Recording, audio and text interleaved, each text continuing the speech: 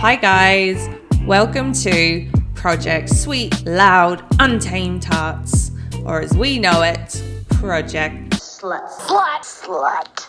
I'm a slut. Project Slut, the show that educates and entertains all things sex in an inclusive and positive way.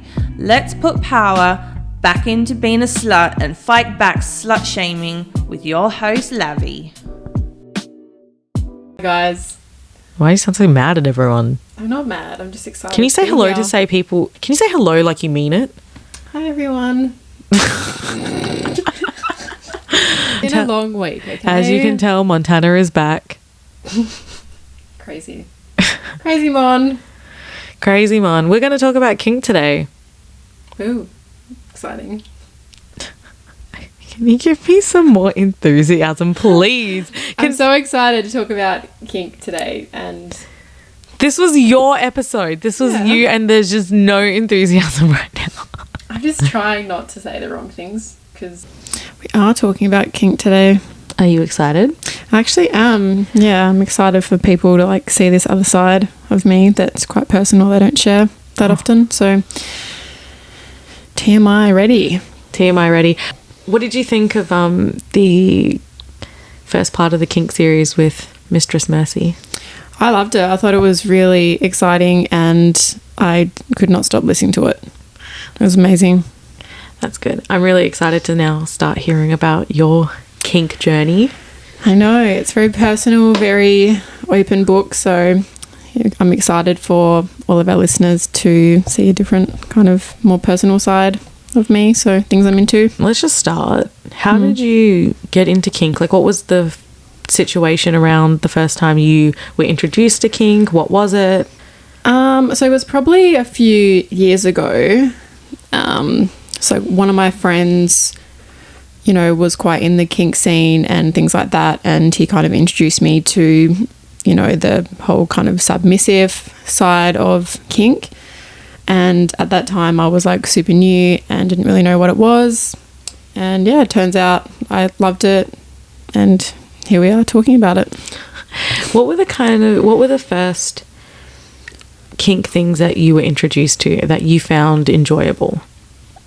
So probably the first one, obviously being a submissive. So, you know, like someone who is like inclined, ready, you know, to like submit with the authority of the dominant, as you might say. Second would probably be like the orgasm control. Oh yeah, like edge play. Kink. Yeah. So that was like pretty exciting. So I guess having your partner take control of like when you would orgasm and, you know, when you'd be able to like come essentially. So hot. Yeah, it actually is big super fun, and you'd get into a lot of trouble if you came without their permission. Ooh, love that. Yes. So you've talked about being a sub and you enjoyed that in that time when you were first introduced to kink. And you've mentioned before that you do some like dom stuff in your life and you love doing it. Mm-hmm. How does that work for you? Because does that mean you're a switch? Yeah, so I would say my dominant side is like my alter ego. Okay. As you might say. So I didn't think that I would be able to be a switch. So be able to go from being, you know, like someone who does what they're told to being the person in control, like giving the demand and things like that. So yeah, I do a little bit of like dom stuff and I'm still quite new to it, but I get a big kick out of it and it's really fun. How does it feel to be a switch? Like, does it have a different effect on you depending on what you're doing? Do you experience that play differently, being a dom and being a sub? Yeah, so being a sub and being a dom are like two very different like things. So, you know, if you are a switch and you can switch between, you know, being a submissive and like a dominant, it's like pretty high up there, and I take my hat off to you because it's pretty fucking hard. It's not easy. So do you have a preference to which one you like to do more? When I'm in a relationship with someone, I tend to go towards more of the submissive side of things. I do quite enjoy, I guess, like the service side that comes with being a sub. So like doing washing and ironing and like doing dishes and things like that for that person. Damn, can you be my sub? I mean, it's it's been a long time since I have been in that like submissive headspace where I've like had to, trust someone and things like that. So more so when I'm not in a relationship, I tend to kind of go towards like my dominant side, which is my alter ego, which is, love it. Okay, so what are some of the different kinks that you've tried, that you've dabbled in, some of the experiences you've had on them? So I've done quite a few in my life. So one that I do quite enjoy is wax play. So obviously using like a special like Japanese candle. You wouldn't just use like normal wax because it will burn your skin and it'll be really hard to get out of your sheets. So I've done a bit of that, which is a lot of fun. The experience with wax play is having the hot wax, dripping on your skin, like not burning, but obviously kind of like, like a little bit of pain is nice. And I quite enjoy that kind of stuff. So yeah, don't mind some wax play. Also a little bit of humiliation and degrading. That's a lot of fun. What kind of humiliation and degrading have you partaken in? Quite a bit. So you might think humiliation and degrading is like a nasty term, but when it's in like used in a bedroom setting, it's, quite a turn on and something that I enjoy. So words like whore, slut, fuck doll, fuck toy, that kind of stuff gets thrown around a lot. And it's just kind of more like the bedroom setting and it suits it. So also got a little bit of like impact play. So use of like whips and chains, paddles, like nipple clamps, all that kind of stuff. That's like a lot of fun because, like a bit of pain. Is your pain tolerance different in the bedroom compared to in real life? Oh yeah, 100%. Like, how does that differ? Can you kind of explain that in your way? Because there will be people out there who wouldn't understand that. I guess it kind of comes down to like that alter ego side again, where I'm comfortable with this person and, like use of like paddles and whips and things, like impact is something that, does arouse me with the right person. So I can kind of like allow myself to, be open and things like that. But in my normal life, going to the doctor and getting like blood taken out or needles, I'm like, like I'm such a sook. Well, yeah, that makes sense. I mean, when I'm with a partner, like you said, when you're with that person you can trust, pain or them inflicting something like that or being rough with you is kind of just like another sensation. And because it's coming out of like love and affection, it doesn't feel painful, like you said, like going to the doctors and getting needles. Yeah, it's so different. So probably last one I would maybe say is a bit of sadist and masochist. Okay, so what is sadist and masochist? Masochist. So a sadist is someone who receives and a masochist is someone who gives. So it gives the pain, essentially. And so which side are you on? Depends. So with particular people, I could be more so like the receiver, but other times, I am someone that quite enjoys like giving that person like, impact and pain and things like that. Let's take a short break. Do you want to tell everyone what just happened? So, Lavinia was opening something and she's like, yeah, I'm just opening this with some Camagra like gel right now. And I was like, oh yeah, I've tried that before. And she was like, oh, it's only meant to be for guys.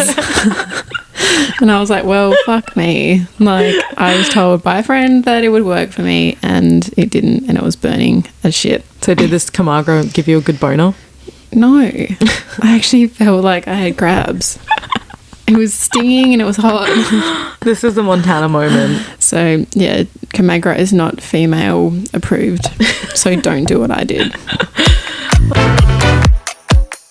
So now we're moving on to fetish. Woohoo! Woo! So that's Love me some fetish. Yes, a bit of fetish, bit of this, bit of that. So what would you say like fetish is? Back when I was a youngin', and we were doing sexology, the way we were taught what fetish versus kink was, fetish was something that you had to have in order to gain sexual pleasure, whereas a kink was more, it's something that you enjoyed, but it's not necessary in order to achieve orgasm. So, for example, necrophilia is the, fetish for having sex with dead bodies, essentially. Hot. And so a lot of those people can only achieve orgasm by doing that, right? Mm-hmm. Whereas some people might enjoy choking as a kink, but it's not something that you have to have in order to get off. Does that kind of make sense? Yeah, that makes sense. Yeah, so that's the kind of way that we were taught the difference between fetish and kinks. Obviously, a lot of those intertwine with each other, like a kink can be a fetish and a fetish can be a kink. A lot of us will have a lot of kinks. A lot of people, like you said, you listed like a billion just then. Mm-hmm. There are a lot of really common fetishes, and I'm so glad you did your homework. And did so much homework. You did so much homework. You're such a good girl. Let's go through some of the ones that you had listed and found were some of the most common ones. Mm-hmm. So the first one is, sorry if I say this wrong, voyeurism. No, you said that right. Voyeurism. Amazing. So a sexual arousal from observing others during sexual acts. So like a watcher. Now, it's so funny because would you have voyeuristic kinks? Oh yeah, 100%. Like I quite enjoy like seeing other people, get it on. So yeah. I think it's like a bit of a magic thing going, so I enjoy watching. It's like 60% of my hedo. All right, next. Second one is, I didn't use the actual term for this, but I just put foot fetish. So having a sexual attraction to feet and toes by either sucking, kissing, nibbling, or like worshipping.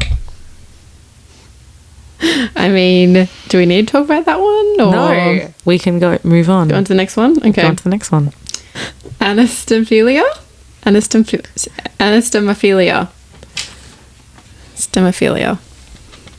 Anastomophilia. An attraction to taller or shorter partners. What? Hey, that's a thing. They came up with the most common fetishes. This is weird.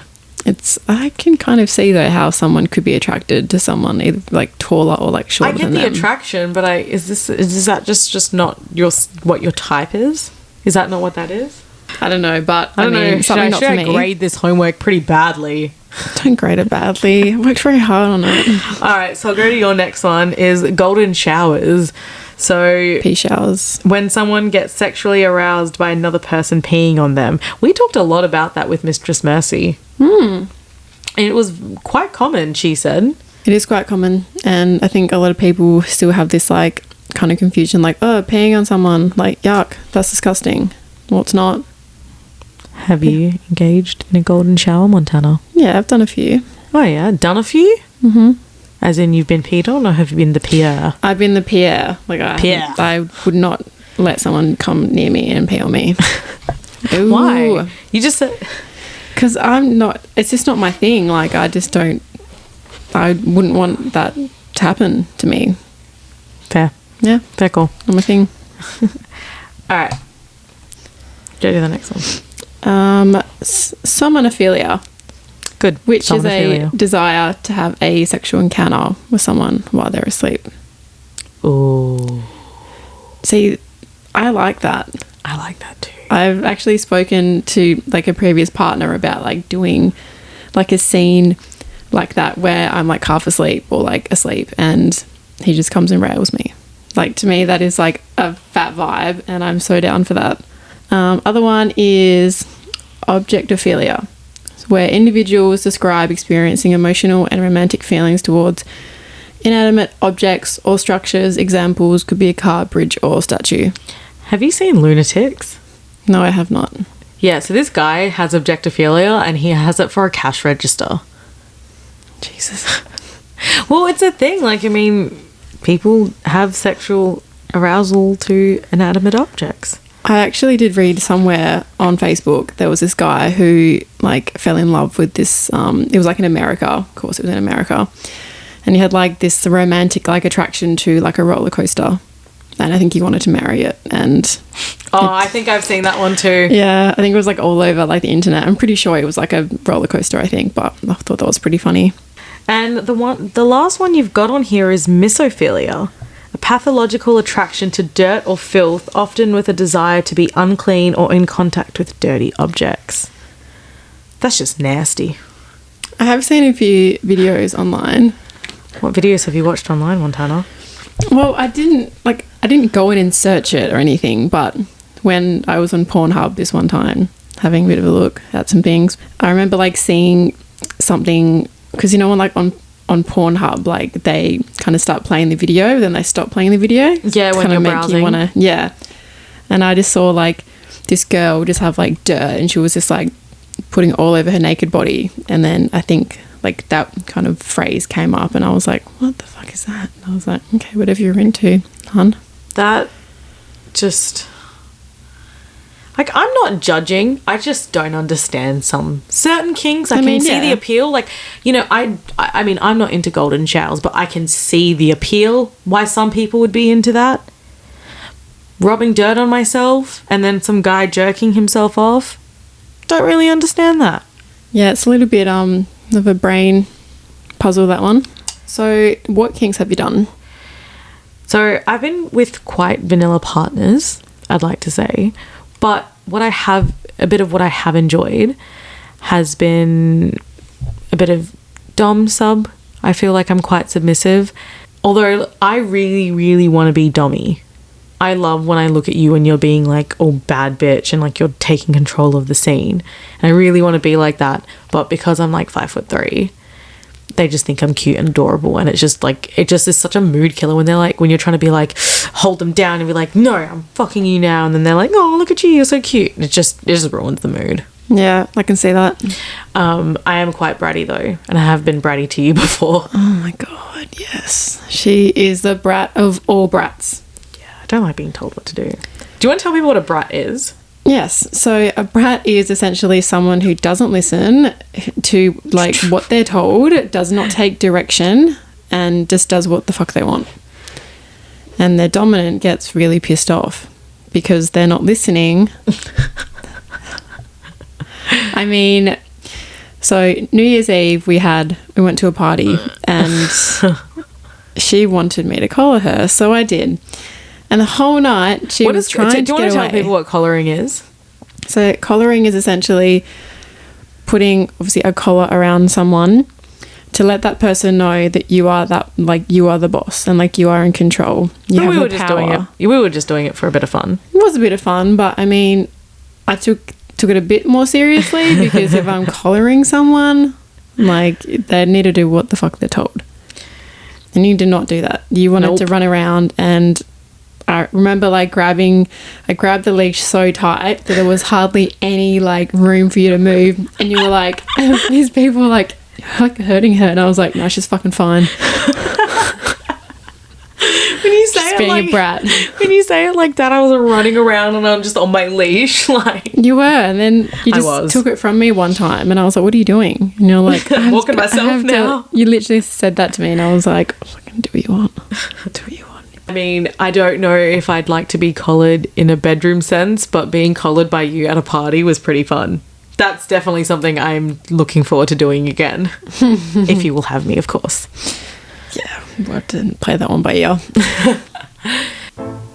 That's all we have time for today. I hope you enjoyed tuning into Project Slut. Stay safe, stay whorish, and we'll see you soon.